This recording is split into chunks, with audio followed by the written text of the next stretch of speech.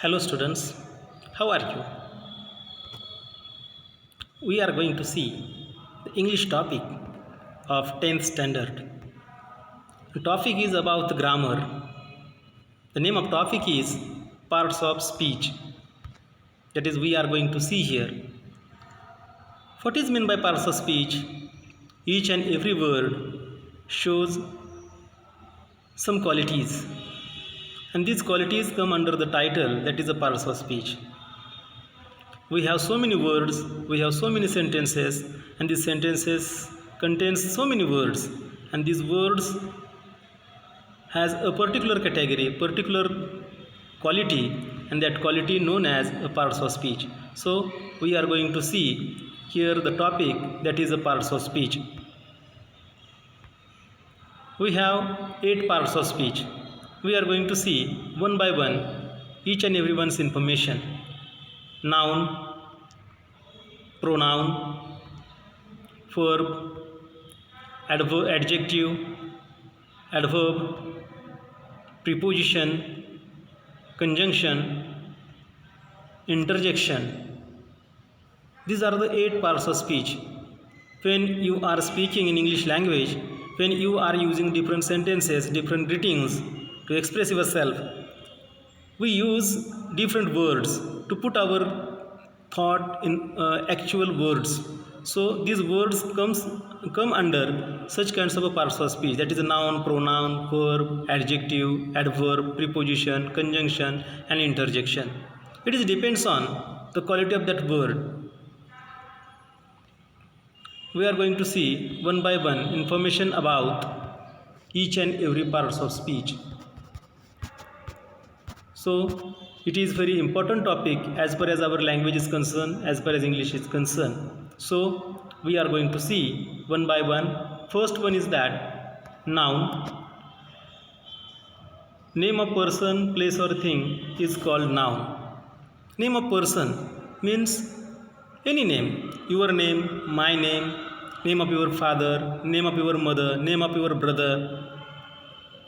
These names are nouns such as Ram, Sham, table, bat, classroom, hand, and so on. It is a bench, chalk, tie, head, eyes, nose, bus, scooter, school. These are the examples of noun. In short, name of place. Place means any place, that is like Akluj, Sadbhav Chowk. Likewise, Malshrus, Velapur. So many names of cities or names of towns come under the noun.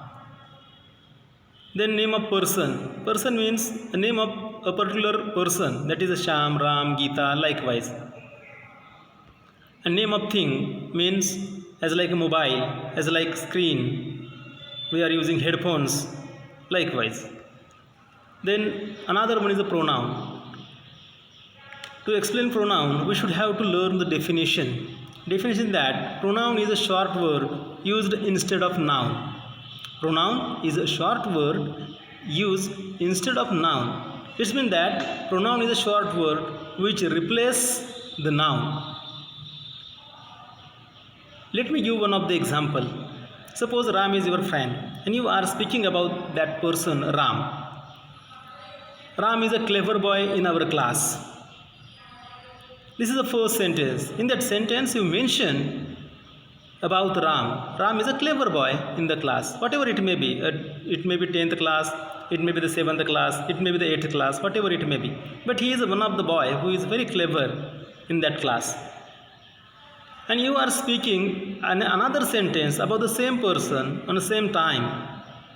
You should have to replace that noun by pronoun. First sentence we have used there, Ram is a clever boy in the class. Second one is that he is my best friend. We replaced Ram by the word that is a he, and he is known as a pronoun. It means that pronoun is the word that replaces the noun. We have so many pronouns: he, she, they, we, it, you, Such kinds of pronouns we often use in our English language. Then another one is a verb. Verb is very important as far as sentence is concerned. Without verb, the subject can't say anything. The subject can't perform his own action. Likewise, verb means a word that makes a statement about the subject of a sentence. A verb is that word which makes a statement about the subject of a sentence. We have the example, that is run, play, go, work, is, are. Likewise, we have so many examples as far as verb is concerned. Actually, there are two types of verbs. First one is a linking verb and second one is the action verb. Linking verb, am, is, are, has, was, had. Such kinds of verbs are linking verbs, we may say. An action verb means the verb that shows the action, a particular action, as like a play, as like a throw. We can perform the action of these words, and these words action we can perform, so it is called action verbs. And verb plays a vital role as far as sentence is concerned. It shows the relation between or bond between the subject and the verb. Suppose Ram is playing cricket. Ram is playing cricket. The play, this word shows the action of that subject, that is Ram. Another one is the adjective. An adjective is a word which tells us something more about noun or pronoun. It means that it is the word that tells us something more or give us something more information about noun or the pronoun that we have in our sentences or we have in our speaking or we have in our books. Suppose Ram is studying in 10th standard. Ram is a tall boy. That tall word tells us something more about the noun or the pronoun, that is Ram. So tall is an adjective. So we have the example, that is a small, big, red, short, beautiful, big. These are the examples of an adjective. An adjective is a word which tells us something more about noun or pronoun. Likewise, we have articles. Articles also come under the title, that is an adjective. Articles are come under the title, that is an adjectives. How is it possible? Suppose I would like to utter one sentence, that is I have a pen. I have a pen, it means that I have a single pen. Grammatically we are going to say I have a pen, I have a table, I have an apple. It means that a single object is mentioned there and the a or an tell us something more about the noun, that is pen, table, apple. Likewise, there is the table, the sky, the moon. Actually, these words the also tell us something more about the noun or the word that is followed by, that it follows. So article come under the title, that is adjective. Each and every article, that is a, an and the, these three articles come under the title, that is an adjective. Then adverb. Adverb is a word which limits and modifies the meaning of an adjective or an adverb to which it is attached. It means that it is modifying, it is limiting the meaning of an adjective or an adverb to which it is attached in a single sentence or in the same sentence. Generally we have suffix ly as far as adverbs are concerned, such as strongly. He strongly recommended. Actually recommended the thing, but strongly. Strongly means it is adverb. That adverb limits and modifies his action. Then faithfully, he is very faithfully. Then sincerely, she is writing sincerely to you. It means that sincerely shows the limitation of objective. Then very, then kindly, so on. The examples are so on as far as these are concerned. Then we are going to see about information about the preposition. Preposition is a word which stands before nouns or pronouns and connect them with other nouns and pronouns and also shows the relation between first noun and second noun, and also connects to the remaining part of the sentence. As far as definition is concerned, we may say it is very long definition. Preposition is a word which stands before nouns and pronouns and connect them with other nouns and pronouns, and also gives relation between first noun and the second one, and also connects the remaining part of the sentence. As far as definition is concerned, we have long definition, but it is not very long. We should have to understand it. We should have to understand by the example. Suppose there is a chalk. Chalk is on my hand. I would like to say chalk is on my hand. On is a preposition that I have used there, and on suggests the relation between first noun, that is a hand, and chalk, between these, and also that on preposition connects these two nouns and connects the sentence also. The chalk is on my hand. Suppose my hand is on the chalk. I would like to say the chalk is under my hand. Likewise, we have three kinds of prepositions. First one is simple prepositions. In that we have seen the example, that is on, that is in, on, at. Likewise, we have the simple preposition. Simple words are used there, and these words plays the role of a preposition, then it is called simple preposition. Then compound preposition. Compound means two words come together and form a single word. This is called compound. And if this compound word works as a preposition in the sentence, it is called compound preposition. We have so many examples as far as compound prepositions are concerned. Away, along, among. These are the examples that we often use in our sentences. Then third one is the phrase preposition or a phrasal preposition. Phrase means a group of word has the complete meaning, or the group of word is used as per a sentence is concerned, and it works as a preposition. Then it is called phrase preposition. Away from, along with, on behalf of. Suppose you are allotted a job to give vote of thanks on behalf of school, then you should have to say, thank you very much to have you here, sir. I am here to give vote of thanks on behalf of school. On behalf of means from entire school you are going to thanks that guest. So on behalf of this phrase, such kinds of phrases are there. These works as a group of words, as a phrase, and as far as sentence is concerned, in the sentence the role is a preposition. And so preposition is the word that is used in the sentence to connect the sentences also, and also gives the relation between the first noun and the second one. Then conjunction. Conjunction is a word which connects two words, two sentences. It is called conjunction. We have so many conjunctions. But, and, so, because. These are the conjunctions. In the conjunctions, we have two clauses. First, main clause and the subordinate clause. If both are the main clauses, then we have the coordinating conjunctions and subordinating conjunctions. In coordinating conjunctions, we have the two main clauses. In subordinating conjunctions, we have one main clause and second one is subordinating clause. Then interjection. Interjection is a word or a group of words used to call sudden attention. Actually, as far as dictionary is concerned, we may not have a particular meaning to that word as far as dictionary is concerned.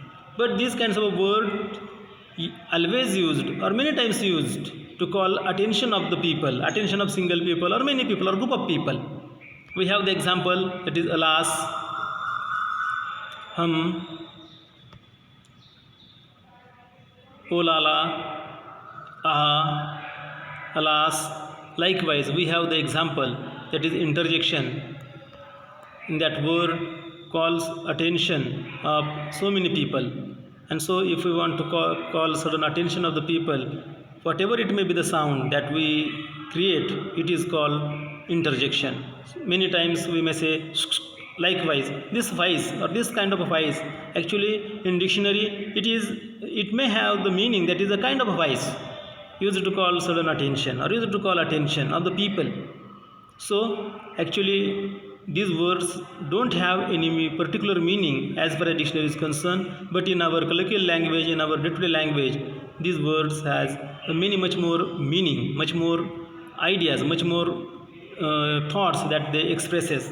Suppose somebody knocking your door, actually knocking the door, that sound of knocking don't have any kind of a meaning as far as dictionary is concerned, but you have an idea somebody is waiting for my permission, and without permission he can't enter in your class or in your home or in your cabin. So you are noticing that the person is waiting, and you permit that person to enter the room, enter the cabin, enter the house, whatever it may be, and you give the greetings to that person because of his notice. Then we have the exercises on parts of speech. We have seen noun, pronoun, verb, adverb, adjective, preposition, conjunction, interjection. These are the parts of speech we have seen here, and I deliberately avoid to write the definitions here.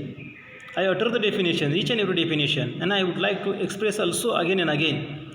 But your first exercise is that you should have to listen video again and again and write all the definitions, all the meanings in your notebooks with clear-cut idea. Each and every definition suggests much more thing, much more about noun, pronoun, verb, and whatever it may be, the parts of speech. So you should have to write all these definitions one by one. If you have any kind of a problem, you listen that definition, read that definition again and again. You may have the solution of your problem in the definition. You may have the solution of your problem in these videos. So let us start our exercise. Your exercise is that find all parts of speech in your textbook and write it down in your notebooks. As far as our textbooks are concerned, we have so many lessons, we have so many poems, we have so many writings there. From introduction to the end, we have so many English words, we have so many English conversations, we have so many English stories are there. In that you can find out the parts of speech. Each and every word has a parts of speech. There is no single word that can't come under this title, is impossible. So each and every word shows a parts of speech. So you should have to find it out, parts of speech, from your textbook. And if you have any kind of confusion, suppose a word is there, a single word is there, and if you have the confusion whether it comes under the title noun or whether it comes under the title adjective, whatever it may be, you should have to listen the definition again. You should have to see the definition again. And by seeing the definition, by learning the definition, by seeing examples, by listening the explanation, you may have your answers there. Then another exercise is that prepare a tree diagram to explain about parts of speech. You should have to prepare tree diagram and name that tree, that is the parts of speech, and all parts of speech, noun, pronoun, verb, adverb, whatever it may be, branches, and branches should have the examples. So put your ideas in work and put your all these parts of speech in that tree, and decorate your trees with the example that you have found from the textbook, and you seen in the videos also. So it is about the parts of speech, and without parts of speech it is impossible to ourselves to have a clear-cut conversation, a clear-cut idea about the English language. So grammar is a vital part as far as language is concerned, whatever it may be, Marathi, Hindi or English, but we should have to learn the grammar very effectively, and it is one of the part, it is one of the example that I put before you to study, to ponder, and to think about all these things. So you should have to learn, and you should have to complete exercise. If you have any kind of a doubt regarding any kind of parts of speech, then you should have to see the definition, you should have to learn the definition, you should have to listen the definition, and you may have your solutions there. So complete the exercise, and thank you very much.